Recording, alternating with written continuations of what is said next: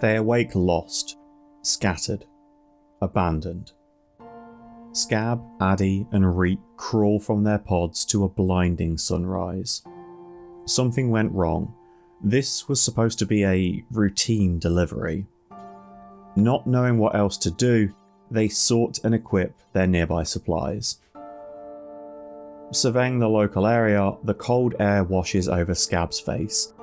If they're going to survive here, they'll need a plan, somewhere safe to hold out until help can arrive. Establishing a small shack against the nearby mountainside would work for now. Somewhere they can keep their supplies safe and rest at night. Reek is the first to address the upcoming danger here. If this is the temperature during summer, they're looking at cold winters and frozen soil. Starvation will become a reality if they don't work quickly. Scab and Addy grab a hammer and start using some of the supplies that survived the crash. Whilst living here won't be luxurious, they actually have more room now than they did in their old quarters. After a few days of planting and establishing their safe house, the group encounters their first act of aggression. Not wanting to be outdone, Reek responds in kind, the first blood to be shed at their home. If they're going to stay here, this place needs a name. Their boss would be proud. Unfortunately, they no longer have access to their work-mandated doses of decongestant powder, and in time that's going to take its toll on their body. For now, they use what remaining scraps of refined psychite were on the ship, and power through the dependency to expand into the warm mountain. But some plucky Neanderthal approaches their home, intent on stealing what little they have for the glory of his tribe. This dream of glory is short-lived, as a few well-placed shots by Scab leave him reeling. As blood fills the raider's lung and his arm spouts fresh crimson, Scab is left to wonder if this will be enough to deter others, or if it only invites retaliation. Abandoning the Neanderthal, knowing he's unable to tend his wounds quickly enough to avoid the inevitable, Scab reports back to the group that this planet may hold more dangers than they first anticipated. As if to prove a point, a new threat appears on the horizon just a day later. The group that they belong to, commonly known as the Tox Company, also makes liberal use of substance-based incentive programs for their workers, leading to a large quantity of wasters joining the workforce. Given the correct motivation, our Rimazon workers may be able to convince Tox Company employees to work with them instead, which will surely help their efforts to leave this planet and return home. The problem is that the traders currently staying at Mount Bezos feel no sympathy towards this Tox Company. If Kid Dida were to approach the traders when attacking, she's likely going to be brained. Once again, Scab takes to the field in an attempt to bring down this prospective employee before that can happen. Unfortunately, Dida's still young, so the 303 bullet ripped through her lung with minimal resistance.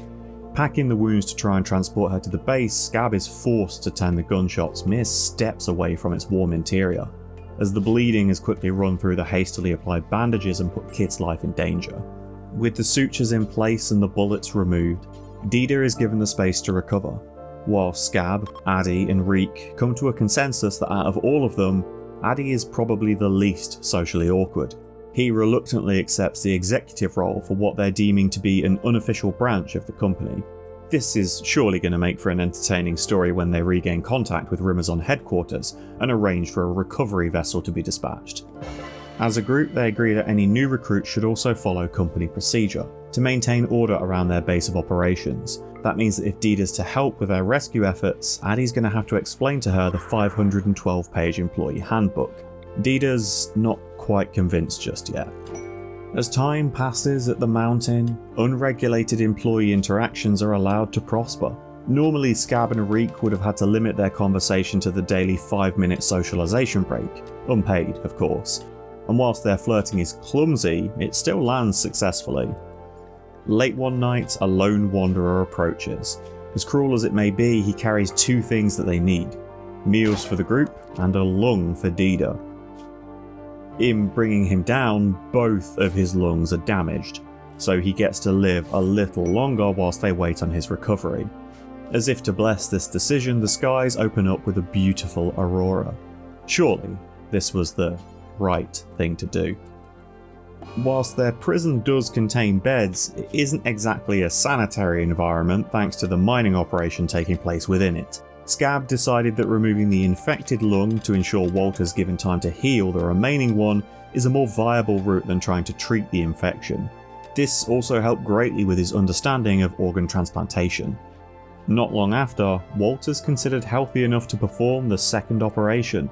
Whilst he protests that he needs that second lung to live, Scab gently assures him that this is a preferable way to go, because if they don't get that lung, they have very little use for him otherwise.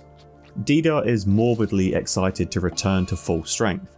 Unfortunately, Scab has only practiced taking lungs out, and isn't yet proficient in putting them back inside of a patient's body. Almost as if she knew, a lone healer called Nikki reached out for help. This was an opportunity to take another member of Tox Company captive, and get 2 new lungs.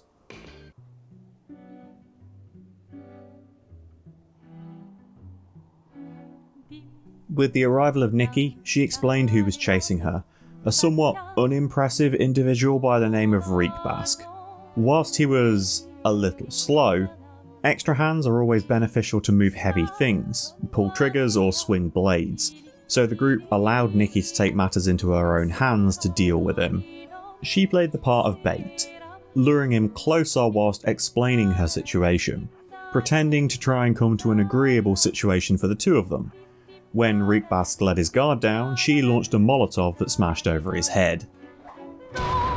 There are few individuals that can withstand being immolated by Prometheum. Reekbask was no exception.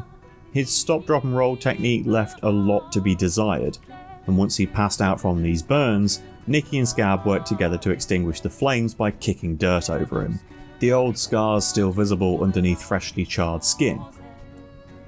Of course, he was carted back to the prison for re-education. He wasn't dead yet. Nikki quickly realised that her rescue wasn't an act of altruism, being stripped of her clothes, having her weapons taken away, and then promptly arrested, to lay right beside the man she set fire to no more than an hour ago. Fortunately for her, another raider arrived while Scab was busy tending to Reekbask, delaying his exploratory surgery into her ribcage. She pled her case while the group arranged a quick strategy to deal with the new threat. That she'd given them a gift by bringing down their new prospect. Surely she deserved her freedom. With Reek proposing that if they were able to replace her with this new raider, they had no need of her organs. Another stroke of luck for Nikki, as this raider was taken down with no damage to her lungs. As she tried desperately to walk away, unable to tend the profuse bleeding from her stomach and shoulder, Scab calmly shouldered his rifle and walked after her. Another bullet was too great of a risk. She was already in critical condition, and the trail of red behind her was a clear indication of just how severe these wounds were. With a swift crack to her leg, she fell, allowing Scab to pack the wounds so she could be transported to the prison for treatment. Before she was opened up like a tin of beans anyway. The procedures that were set to take place on Nikki were transferred to this new Barrett. The group agreed that Nikki could have her freedom. After all, she had been cordial to them and reasonable in her request. Provided that she left them a 5-star review on their employee page, she was free to go. Of course, all of her gear was now theirs. They were a stickler for the rules and regulations around the returns policy, and she didn't have a receipt. With a little more experience of lung removal and transplantation under his belt, Scab was successful this time, and Kid Dida could once again breathe easy. Reekbask, however, was in continual agony as his burns healed slowly, with an unfulfilled go-juice addiction leading to hot and cold sweats and shivers that cracked and split his fragile burned skin. One of the few things that had survived the crash was a single copy of the employee manual. The group treated it as their constitution, the rules to abide by and the values to live with. As it stood, this world was far too clean, too simple, too natural. The only way forward for them was to claim what was rightfully theirs. Everything. They started by creating a more reliable source of meals: paste. Whilst there were many who found its taste, texture, smell, appearance and vibe disgusting, it was what Rimazon employees were used to. Corn slop for breakfast, potato slop for lunch and rice slop for dinner. It made those 18-hour workdays fly by. For special occasions, like a birthday, they were sometimes given meat slop or fruit slop that came with colour, texture or flavour, but never all three. When Dida finally joined them, they reviewed their work assignments and schedules. They never actually had it this good. Stranded on a strange planet, living out of a mountainside, the slightest flicker that maybe, just maybe, there was more to life than packing boxes for a billionaire. This thought had to be quickly pushed aside. There was more work to do. Whilst they knew they needed psychite to survive, they didn't yet understand how to make it for themselves. That was a trade secret they'd have to unlock. This need for knowledge demanded a place to conduct research, away from the tapping of pickaxes or the floor-centric approach to a storage solution. Not only that, the entire base needed actual lighting, to remove the constant expense of wood being consumed for fuel. If this group knew one thing, it was that burning resources was an offence of the highest order, punishable by removal of plastic bottles at workstations, leading to more unpaid bathroom trips. With the primitive foundation laid down for this space, the group agreed it would be a long time before they could get in contact with Rimazon. There would also be considerable distance for a ship to travel to collect them, so plans were drawn up for expansive corridors, sleeping quarters, workspaces, and basic bathroom facilities. Given they weren't technically on the clock for any of this, they could afford a little luxury like sitting down to poop. Larger bedrooms for couples were drafted too, something they'd heard about in stories told of upper management, where as well as having their own bed, it was big enough for 2 people to use at once. This wondrous concept gave hope to Reek and Scab, who up until now had been limited to awkwardly doing hand stuff in the outhouse and hoping no one disturbed them. Whilst waiting out Reekbath's go juice addiction, research was finished on the drug lab, making the group one step closer to understanding how to refine raw psychite leaves into snortable powder. At the very least, they now had a work surface with the correct equipment to allow for its creation later on. As winter settled in, traders arrived and gave Addy a chance to practice his bartering skills. Whilst he was a little clumsy with his words at times, he did require the group some additional revolver ammunition. This was when a huge, rotten chunk of space debris landed close to home, and Scab dealt with it the only way he knew how, by poking at it. The horrors that emerged from within sported a thick, fungus-like armour, as well as unnaturally fast regenerative abilities. Bites and scratches from these monsters carried the risk of passing on this infection too. Fortunately for Rimazon, the trade caravan was still hanging around. Unfortunately for them, they didn't pack enough firepower to deal with this threat, with members of their group falling down to just 1 or 2 blows from these fearsome fungoids. As they continued to rip and tear through the trade caravan, a couple of members pulled out rifles that actually had enough firepower to break through their defences. Sadly, it's too little too late, because a member of the caravan that was armed with a grenade launcher had snuffed it. What happened next went about as well as you would expect.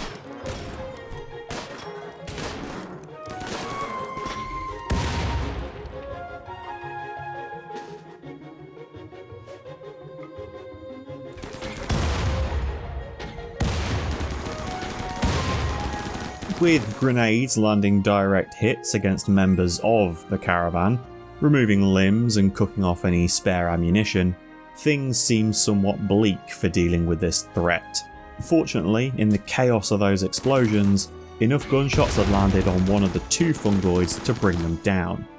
This left Matt still carrying his grenade launcher with relatively little injury. The only way to reliably deal with this danger was to tie him up in melee. So Reek and Dida charged in with knives, while Scab and Addy took aim to bring him down. The fight was already difficult because of the crushing psychite deficiency.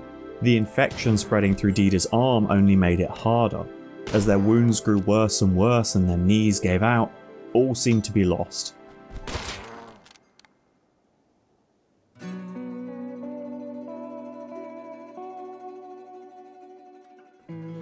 Cuts, bruises, cracked bones, visibly festering wounds embedded with spores, and an agonising gouge across an eye. The price they'd paid for this encounter was extremely high. It was time for Scab to get to work. Addy, however, had other things on his mind. While Scab was creating a mental list of the highest priority wounds to tend and setting out his medical supplies, Addy was chasing down this threat with the only weapon that seemed capable of stopping him. The first shot went wide, narrowly missing himself with shrapnel. It didn't take him long to compensate for the weapon's battered iron sights and land a direct hit though. Drawn in by the sounds of combat, or perhaps the smell of fresh bodies, a group of man-hunting guinea pigs closed on the shattered base. Scab was staring down the grim reality that this infection was rapidly outpacing his tens, as fungus bloomed between overlapping bandages. He had to make the call to amputate the limb. Round after round sailed through the air and tore the fungoid apart. Even with nothing for arms and legs to connect to, they still writhed in the snow. How could it still scream without lungs? Scab had finished with the bone saw, and all that was left to do was seal and bind the stump. Opening the door to grab some more medicine, the man-hunting animals were right outside of the splintered walls. With no more rounds left in his weapon, Addy repeatedly swung the empty launcher against the fungoid mass, finally shattering the monster's head into little more than a red smear. Scab was caught by the animals after realising that the freezer was no longer secure either. Whilst he knew to stay away from the exposed storeroom, he had no knowledge of a second breach leading straight into their food storage. He was tired, hungry, cold. His hands were slick with blood that wasn't his own. Whilst these animals should have been little more than an annoyance, he had nothing left in the tank. As he leant down to swing his rifle at one, another took the opportunity to leap at his face, sinking its teeth deep into the softest thing it could find, his eyeball. Addy was on his way, hearing the sounds of overexertion escaping from the base. He had spotted a fallen rifle and sprinted to claim it. Half blind, Scab swung wildly in all directions. Finally, the noise ceased, as Scab put down the last threat.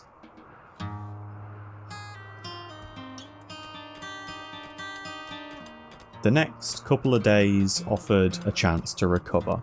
At this point, there seemed no end to the waves of enemies intent on assaulting our plucky group's hold. Perhaps someone had traded the information of their whereabouts for safe passage or a warm bed. The question of if they made the right decision with Nikki was often raised in the mess hall. Due to the caravan's generous contribution of firearms, the group had some new weapons to use when defending their claim. Every shot had to be calculated though, as many of the rounds were lost when the previous owners were exploded, leading to a surplus of damaged weaponry but very little ammunition. Thanks to a lack of preparation on the raiders' part, only a few bullets were needed, as clothing tended to do a poor job of protecting important things like organs. As they watched the last raider flee, they knew this was it. There was no way these attacks would ever stop. Returning home, work continued on an expansion while Scab had a breakthrough. If psychite leaves could be dried, ground, distilled to remove impurities and then reduced back into a solid state, the resulting powder will be what is more commonly known as yayo.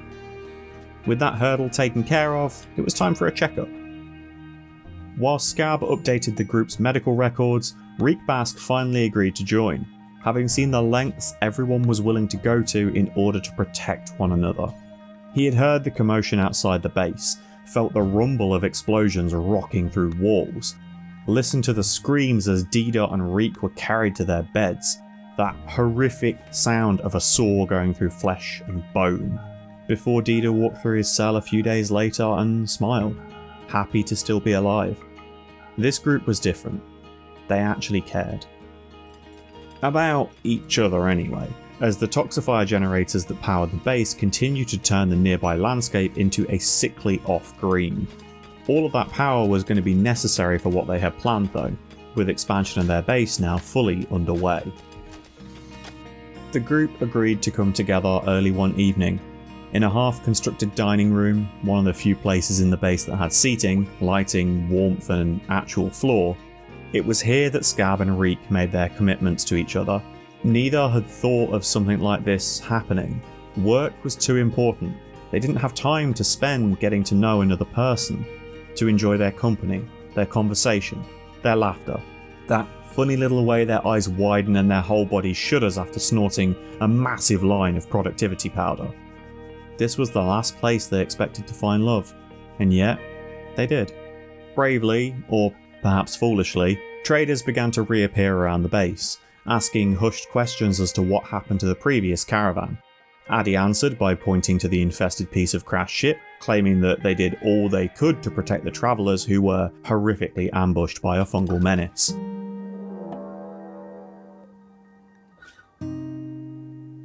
With the arrival of raiders from the Tox Company, it was clear that this caravan had been in their sights for some time, and they'd found their opportunity to try and steal the wares. Approaching from both sides, the raiders failed to coordinate their attack, leading to the east flank being cut down by machine gun fire. This was bad news for Rimazon, as the Tox Company was one of the few sources for new recruits. There was little more they could do than watch the caravan defend themselves, leaving what would have been perfectly good employees screaming in the snow, too far away for Scab to reach to fix in time. Whilst it was obvious that one of the wasters had some kind of clotting problem, with blood squirting out of his wounds like someone had hooked his veins directly into an air compressor, the other might still have a chance, even with a bullet lodged in their liver.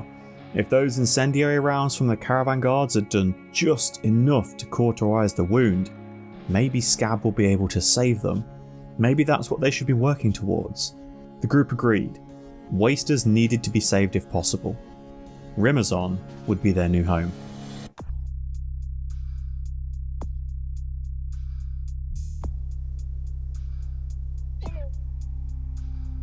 That left the Western group. They'd long missed their opportunity to surprise the caravan and instead fell into a trap laid by the home team. Rounding the corner, they were met with concentrated fire. Unfortunately, this pulled Scab away from reaching the eastern casualties. The waster in this group was defiant to the end, yelling obscenities and cursing those who gunned him down until his dying breath. Addy, Dida and Scab scavenged what they could and called it a night. 3 days later, with the excavation work looking close to completion, the sound of drop pods echoed over the mountain. Addy was quick to remind the others that their bosses had no idea where they'd crashed. This could only be a hostile threat, not salvation nor aid. Scouring their armoury, Reekbask picked out something with a little more firepower to give these enemies a proper welcome party. Unfortunately, he had no prior experience with a weapon of this type and no idea how to account for the range of his shots.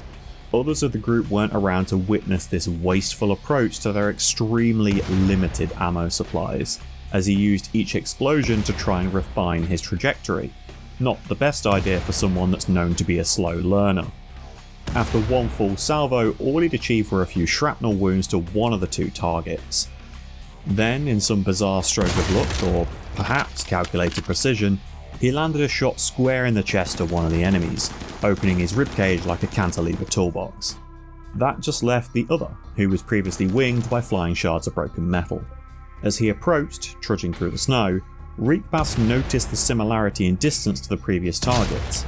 The rounds sailed through the air and came to rest firmly against the Saurid's skull. Whilst Reekbask held down the eastern approach, Scab, Addy, Dida and Reek watched over the west.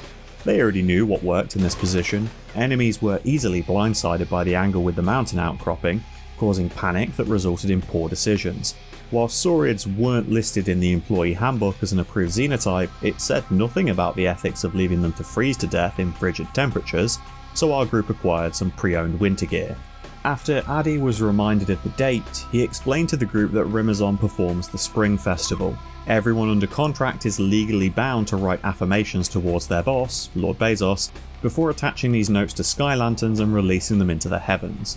When the thunder started rolling in and the clouds darkened, questions grew amongst the group as to if they should take this as a sign. The group quietly returned to their beds, feeling somewhat unsure of if this event was actually beneficial to them. Of course, one bad festival wasn't about to hold people back.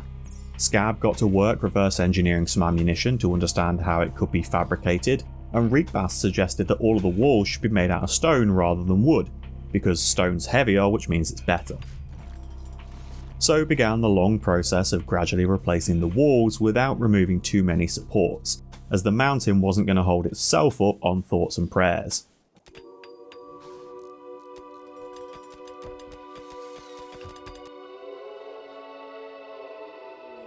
It seems that not a moment could go by without some other faction on this planet fancying their chances at taking over Mount Bezos. Rimazon once again wanted to play with the heavy weapons.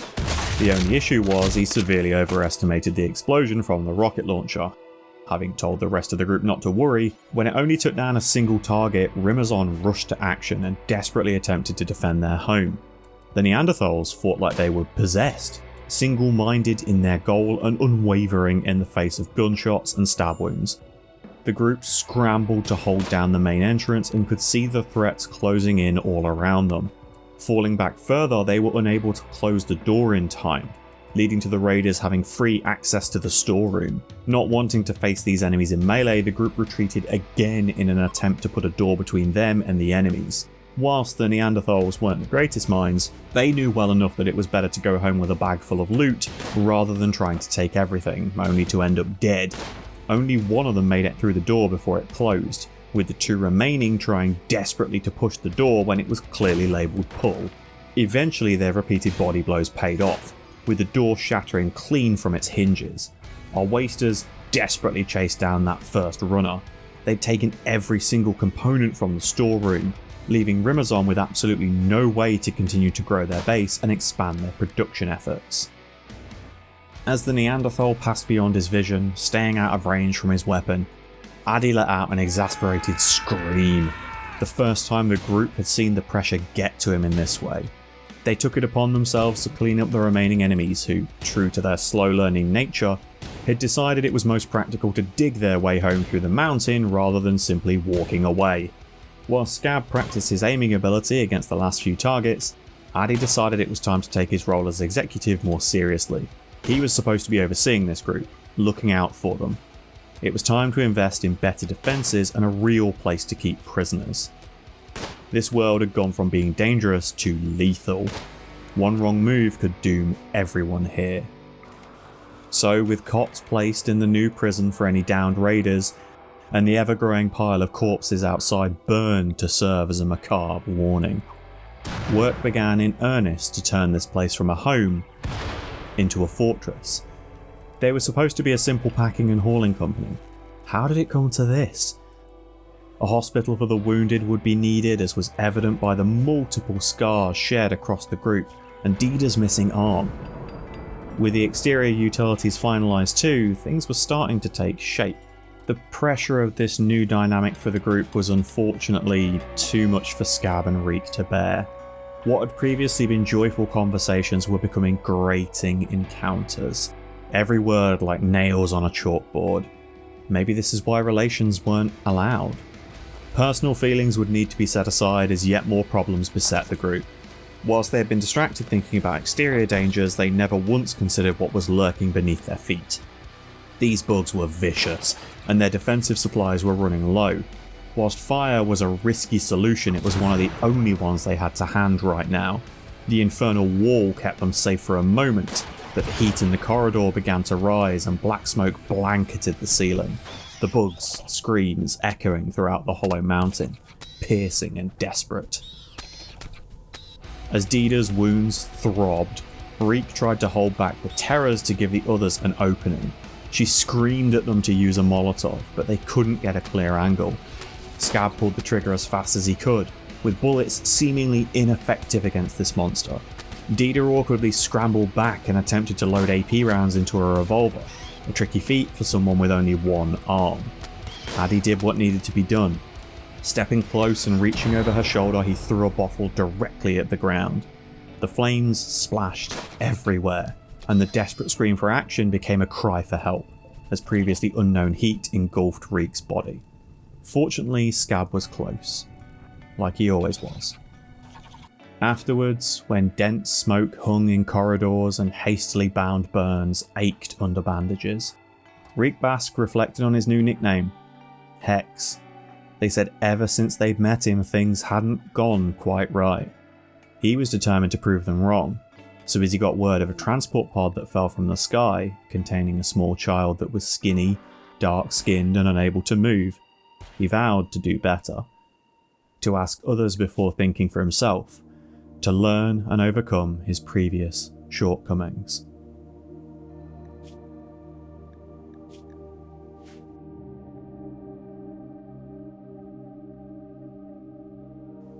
Whilst the group never expected the first inmate in their prison to be a child, it was agreed that this was currently the safest place for her. Solid doors, steady temperature, a comfortable enough bed and a nearby paste dispenser to keep her fed. The illness that she suffered from, paralytic aphasia, kept her mind trapped within an immobile body, so Addy did his best to keep the child company and entertain her, with stories of mushroom men and bugs as big as Muffalo. The group was still recovering from the last assault, and whilst the fire was effective, the heavy black clouds that it had left clung to the lungs. No matter how deep they inhaled, they could never quite catch their breath, a feeling unknown to a xenotype that thrived in pollution. Fortunately, the newly constructed workshop had clear air and a loading bench ready to go. Finally, they could make their own ammunition and rearm themselves from the plethora of guns held in the storeroom locker. They settled on crafting 45 for the submachine gun, magnum rounds for the revolver, and 303 for the rifle. After scouring the map for more components that were buried in the mountainside, additional toxifier generators could finally be constructed, allowing for greater power consumption around the base. This was going to be needed as winter was just around the corner, with the area growing colder every day. And of course it didn't help that the ceiling still hadn't been replaced after removing it to vent the smoke. With the bank of heaters slowly working to raise the temperature in the corridors, it would only be a matter of time before it spread throughout the rooms and warmed the whole excavation. It still wasn't comfortable, but it was livable. Final touches were made to the workshop, with it now having a suite of benches and storage solutions. The group had learned from having their stockpile at the entrance of the base. Hex had previously showcased that leaving employees to make their own decisions about what weapons they used was a disaster waiting to happen, and whilst they didn't officially have a quartermaster at the base, nor any explanation as to how one would operate in the employee handbook, he took it upon himself to oversee the delegation. The one thing they were missing, however, was a brand manager, so Reek was assigned the job of ensuring that all stored goods matched company appearance standards, something she was excited to get straight into. It was generally understood throughout the team that in these desperate times, using non-regulation equipment was a tolerable offence. With a workshop and access to fabrication in place, it's no longer the case, so Reek was quick to review all of the group's apparel and weapons to ensure compliance. After all, the rescue team could arrive with an auditor, and that's an immediate failure point. Another failure point that they needed to address was workplace sanitation. Whilst Rimazon had no issues with employees becoming ill from poor hygiene, they took exception to a lack of efficiency caused by excessive distance to bathrooms. With that in mind, a group of bathroom stalls and men's and women's showers were installed. They drew the line at a shared shower. It seemed like that would lead to significantly more distractions.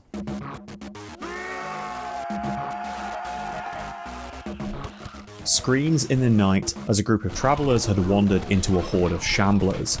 This threat posed a risk to any and all who attempted to visit within the next few days, so they'd need to be dealt with. With freshly crafted ammunition and their restyled weaponry, the group takes to the outskirts to assess the danger. As if the world somehow knows that they already have enough on their plate, a distant mech cluster lands, adjusting the local weather to a thick fog that works against this ranged combat approach. Assuming that these undead entities pose little risk, Scab used his rifle to hold it away from him and asked Reek to provide the assist in melee. Before he knew it, the rifle had been knocked aside and his previously scarred eye was now entirely missing. Blow after blow landed against the reanimated corpse, and whilst it reeled from the attacks, it was nigh unstoppable.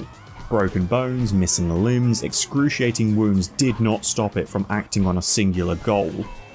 Hex hastily moved closer to Scab to wrap a bandage over his eye before Addy called for the group to fall back so they could rethink this approach. As they retreated within the safety of their walls, the Shamblers gave chase and collided with a nearby Imperial tribute collector.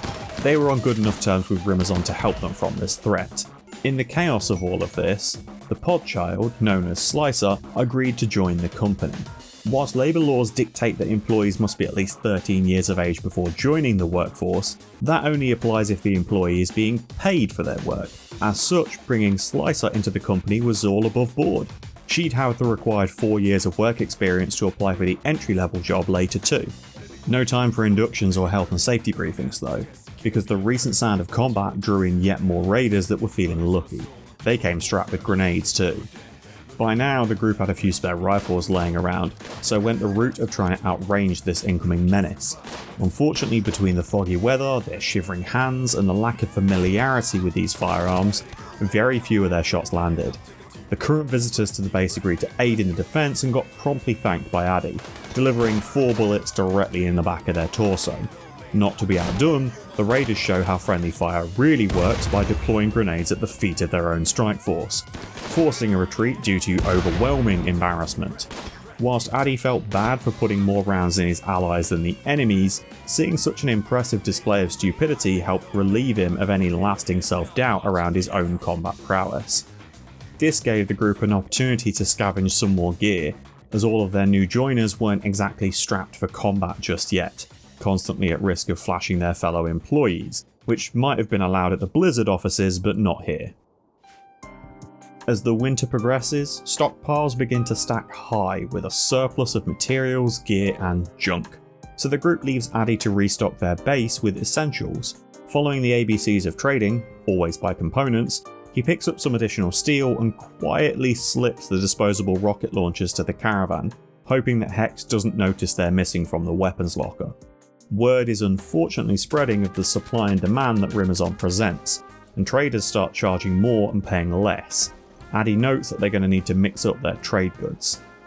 Now work begins on something they've only dreamed of before, a rec room. Normally breaks are taken at their workstation, 2 minutes of silent standing 3 times a day. Of course, they know if head office ever arrives to check on this facility, they're gonna have questions, so they pair it together with their utility room. Not only that, embrasures are placed on either side of this main entrance. The group are tired of needing to venture outdoors to take fights and want to ensure a position of safety within the base itself. With little other work to be done outside of this new construction, the rest of the group takes care of a nearby rock formation that obscures sightlines from the base. Wrapping up toasty warm with parkas and scarves, they spend a couple of days swinging pickaxes and talking about what the next year may bring. Finally, a week or so after construction began, the pumping station can go down to complete the utility setup. It was around this time that Addy noticed an unusual wall to the west of the base. Walking over to investigate, he carefully removes some of the bricks to peek through a corner, letting him see inside the structure. Just a few bugs, less than they'd dealt with in their own base previously, and now they had greater numbers.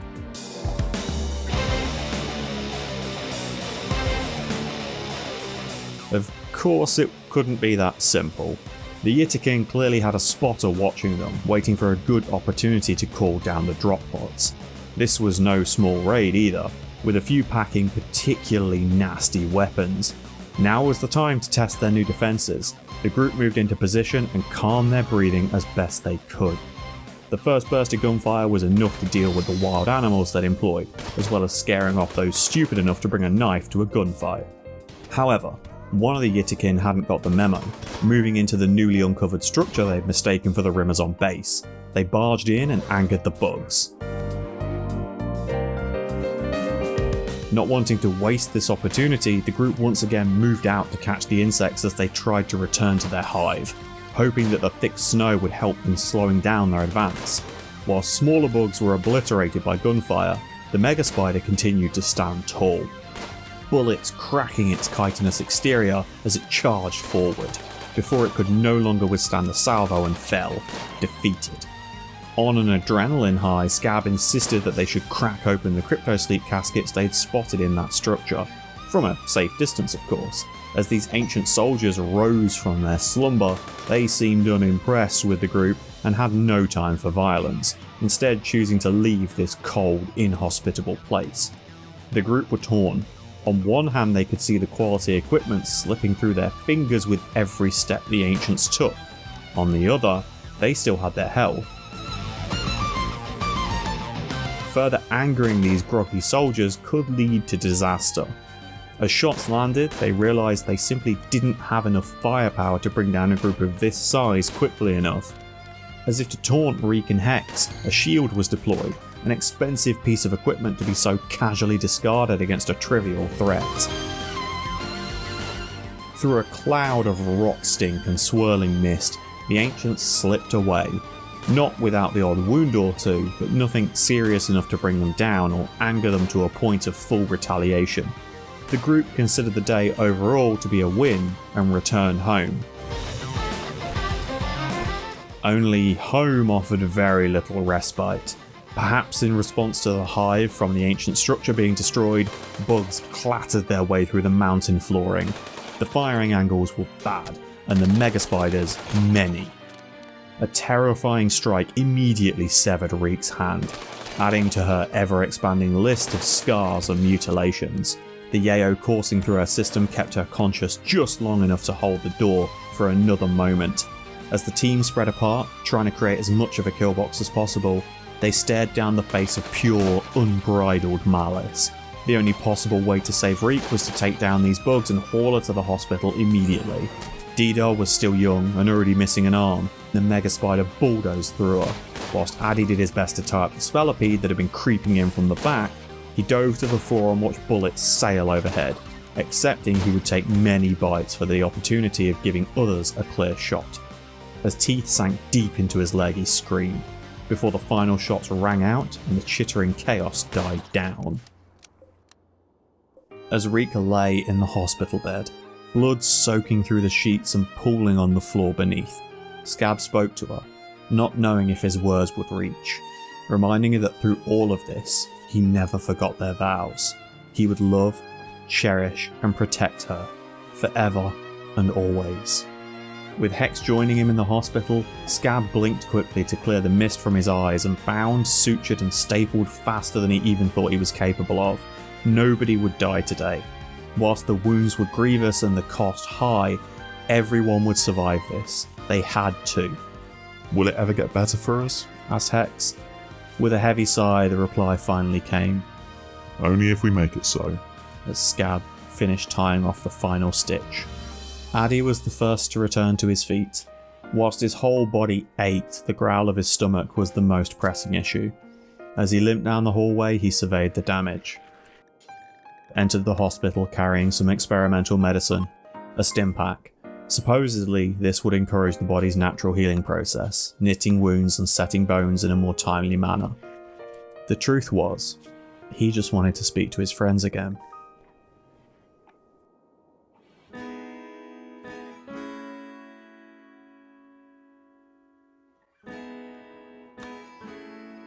With the group on the mend, some replacement parts were needed.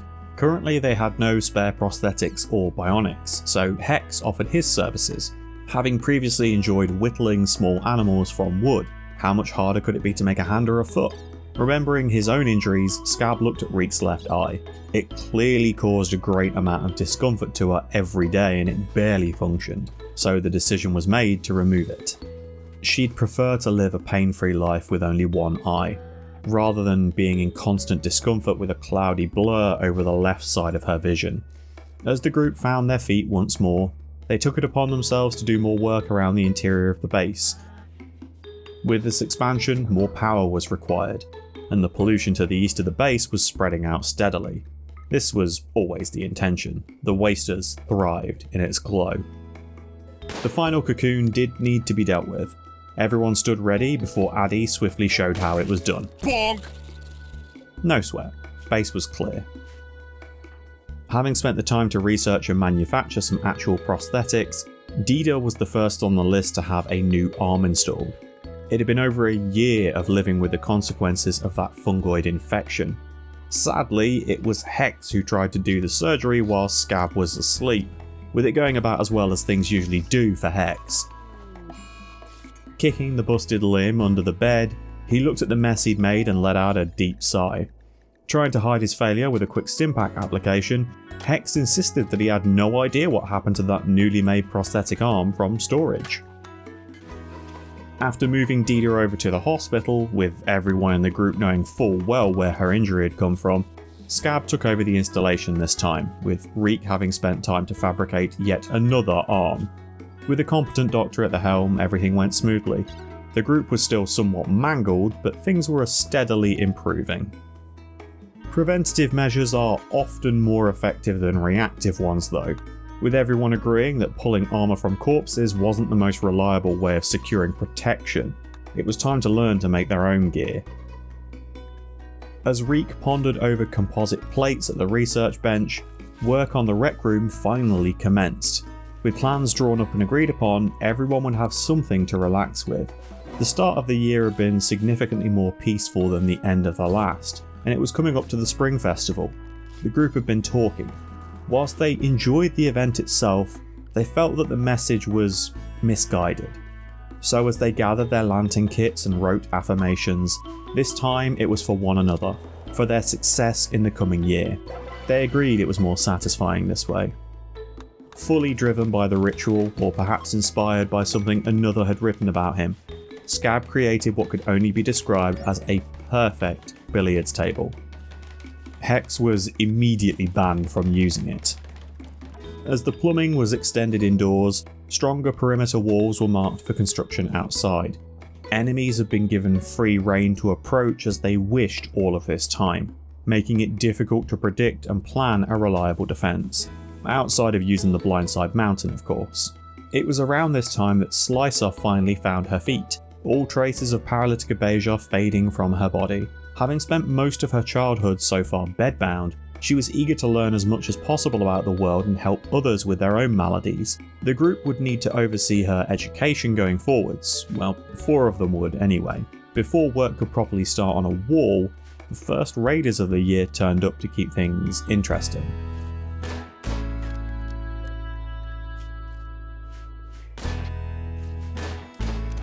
The range advantage from the rifles made it fairly easy. The raiders had turned up with shotguns, SMGs and handguns. If they charged in, they might have had a chance, instead of standing out in the foggy woods, trying to coordinate an attack, which led to them being picked off one by one. This was a showcase for Rimazon on the importance of armour, with a few of their 303 rounds landing perfectly but dealing minimal damage. Their want for strong gear only grew, pondering how differently certain fights would have gone if they'd have been adequately dressed for combat. Of course, all the armour in the world means nothing if you don't protect your head. Another easy lesson to observe as brains painted nearby mountainside. When the Saurids finally decided to begin their assault, it was too late. 2 of them were dead and 1 lay dying.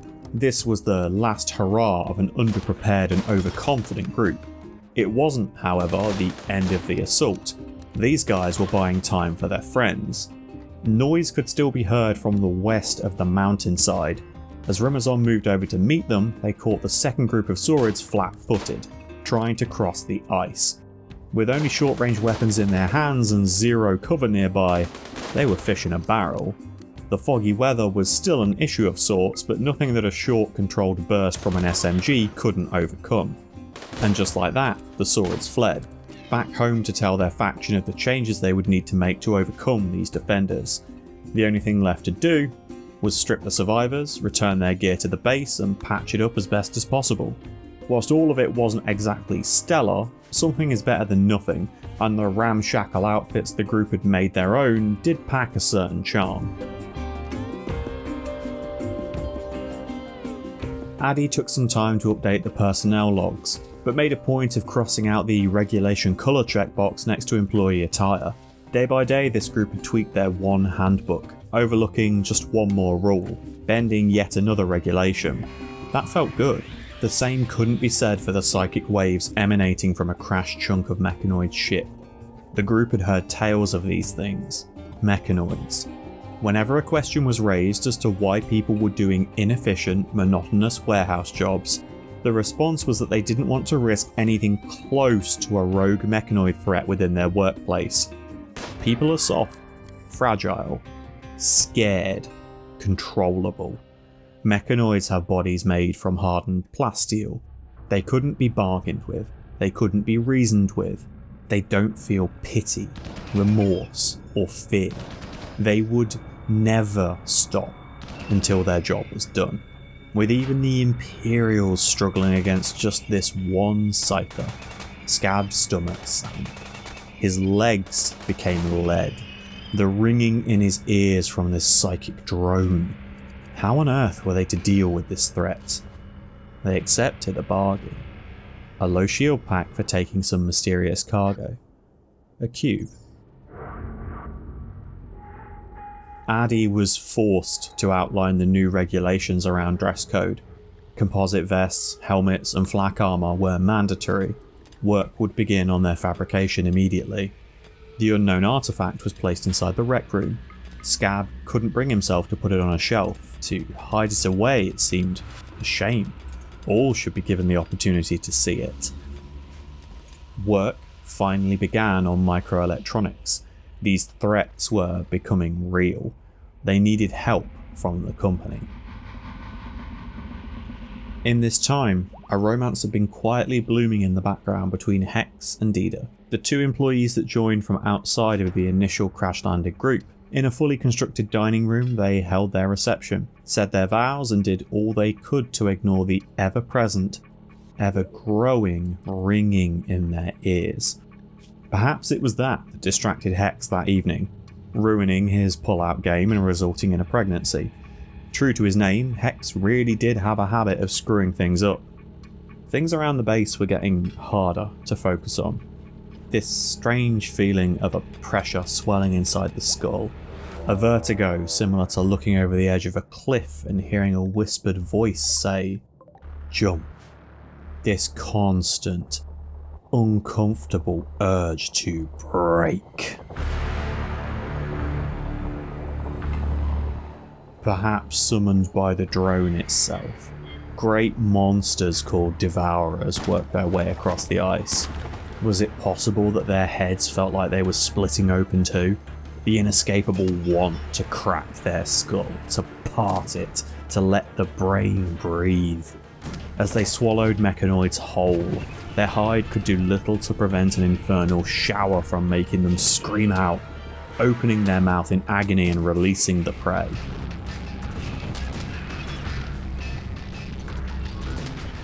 Armour panels flexed beyond their limits and shattered under the immense pressure of Devourer jaws. Scyther blades carved off chunks of twisted meat as easily as running a pen across paper. The dark leathery hides parting to sharp incision like it wasn't even there. As both sides fell to this brutal clash. Very few threats remained around the ship remnants. If there was ever such a thing as an ideal time to strike, surely this was it. It chased down the mechanoid that had blistered its skin, burnt its flesh, cracking with every movement. It finally caught its quarry, but not fast enough, with the nearby pikemen able to launch round after round through its body, eventually bringing it low, with simply too many wounds to withstand any longer. Because even monsters have limits. The group grabbed the shield pack. They'd have 30 seconds to finish this. For a moment it felt like they were firing ferro rods against a striker. Sparks scattering across the surface of the ice and bullets ricocheting away until a rifle shot had found its mark. That's one down. The shield itself was half depleted, but the Scorcher had already taken a considerable amount of punishment. It fell relatively quickly. All that remained was cleanup duty, or at least that's what they thought. As blows landed against the droner, between the sounds of metallic clanging, a meaty wet thud could be heard. One of the Devourers wasn't as dead as they'd come to believe. Thankfully, whilst it was able to stand, it was still sporting some grievous wounds. So Hex's quick trip inside its jaws resulted in just a few acid burns. As he wiped the bloodied saliva from his face, looking to the group, he asked an all-too-familiar question. Seriously, why me? Not wanting to take any further risks, everyone agreed to pull the trigger until this thing stopped writhing on the ground. What initially seemed like somewhat of a mercy soon turned into a macabre display of brutality, as chunks were carved from its body with lines of gunfire, the frozen ground turning slick with thick, viscous blood. Addy raised a hand, and the gunfire slowed. I don't think we've got the bullets for this, guys. We need to get back. The group agreed, shouldering their weapons and returning to battering the crashed chunk of ship. With it destroyed, the pressure inside their heads vanished, like popping your ears with an altitude change. The world suddenly gained a new, pleasing dimension. Scab nodded towards a collapsed pikeman, trying fruitlessly to right itself. As the guns trained on its body, the final shots rang out.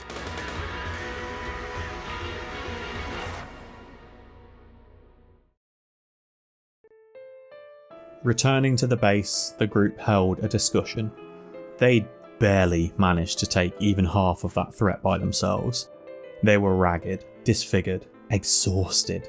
Addy was the only one of them that had seen combat and not lost something of himself in the process. The Empire offered them a potential fix for these traumas, something incapable of being crafted by standard means and often restricted solely for Imperial use. With the potential to regenerate missing body parts, they accepted Yurmo as a guest. Another handbook rule broken. Work continued over the next few days, gathering the resources from the combat site, butchering the corpses, as well as excavating a couple of rooms that had been designated for crops. The climate here was difficult to work with, and they had had far too many close calls around their food surplus. They didn't want to have to implement stricter rationing on the mystery slot, as, if to taunt them, the very next trader that arrived brought with them a small box containing 8 Glitterworld stimpaks. Of course, they kept it quiet from Yurmo. Scab agreed to go first. The instructions read to administer directly to the site of injury and depress the plunger. He sank the needle into the scarred skin of his eye socket and winced. Quite rapidly, somewhat disturbingly, blood ran from the corner of his eye. Tissue expanded from what remained of his optic nerve and vision returned.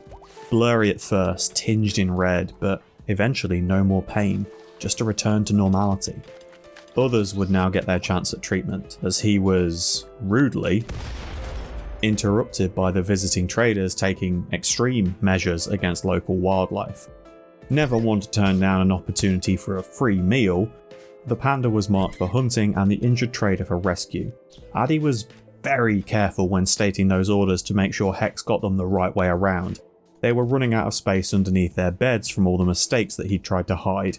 The handgun was taken as payment for services rendered. The group noted that Slice's education was falling behind. She'd wanted to achieve great things and they weren't supporting her. In a quiet moment of acknowledgement, they accepted that most parents screw up raising that first kid. They're going to do a better job for Dita and Hex. Starting by building a brand new, enhanced research bench in a larger, sterile room, and reusing the old space as a makeshift classroom. They'd have somewhere to learn and somewhere to grow. Word about these sneaky dealings of Glitterworld stimpaks had made it out to other traders, with another carrying even more of them, intent on turning a huge profit at the, quote, mountain full of mangled wage slaves. Regrowing things like eyes or removing scars was simple enough, but hands, feet, arms, those took a long time to rejuvenate and needed multiple doses each time. Yurmo was banned from the hospital, and this wasn't exactly legal. Whilst talking around the ethics of this kind of medical technology being restricted, Hex, somewhat unknowingly, raised the point that this group had no place to celebrate or exalt their own beliefs. If they were to have a child, would this be taught in a classroom or a temple? As the due date neared closer, a nursery was hastily thrown together with the bare essentials, an overly optimistic room that was excessively prepared from its inception. Given this group's look up to this point, it only made sense to prepare for more happy accidents. And with that, the group decided upon a place to teach others about Rimazon. Whilst unorthodox in its appearance, this would be their office, a dedicated space for everyone to come together and discuss the future of this endeavour, as a team, as colleagues, and perhaps most importantly, as equals. Not long after, a new threat loomed on the horizon. Bursting forth from 2 caverns in the ground, flesh beasts marched towards the base. This would surely be an opportunity to trial these embrasures. The tip of the spear was only a couple of finger spikes, with a single bullet usually being enough to take them down. Provided that the rest of the threats came in a similar staggered pattern and went down just as easily, everything would be fine. But the sound of multiple footsteps drawing closer let Rimazon know that the next wave wasn't going to be quite as simple. As the tough spike came into vision, the cluster of monsters behind it slowly started to enter frame as well.